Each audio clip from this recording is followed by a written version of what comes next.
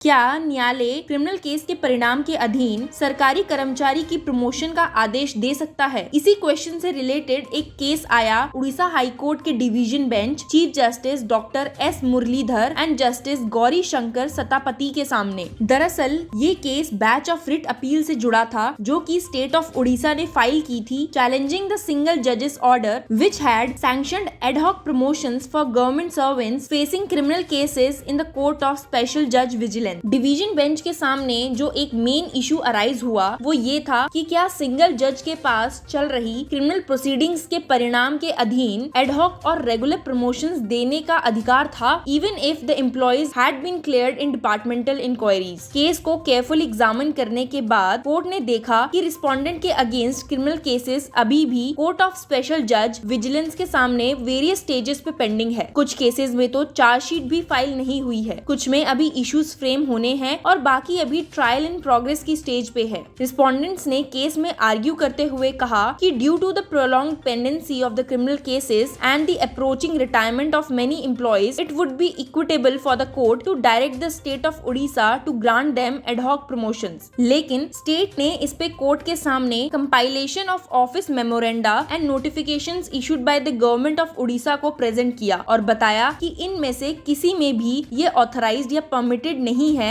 either ad hoc or regular to provide promotions during pendency of criminal cases। Court ने argument सुनने के बाद अपना रिलायंस सुप्रीम कोर्ट के judgments union of India versus KV Janaki Raman and state of Punjab versus Chamanlal Goyal और साथ ही high court के decision in state of Orissa versus Somnath Sahu and state of Orissa versus Anil Kumar Sethi पर प्लेस किया, जिसमें it was established that government servants have no right to be considered for promotions while facing ongoing departmental और criminal proceedings. इन्हीं legal presidents के basis पे court ने note किया कि रिस्पोंडेंट्स की plea for at least one ad hoc promotion lacked any legal foundation. इस legal question पर अपना फैसला सुनाते हुए कि क्या न्यायालय क्रिमिनल केस के परिणाम के अधीन सरकारी कर्मचारी की प्रमोशन का आदेश दे सकता है, the bench observe it is not possible for this court to sustain the impugned orders of the learned single जज in the present cases directing the appellants to grant regular promotion to the respondents, even with the caveat that such promotion would be subject to the outcome of the criminal case against such government servant। Hence, the court set aside the single judge bench impugned order। Court ने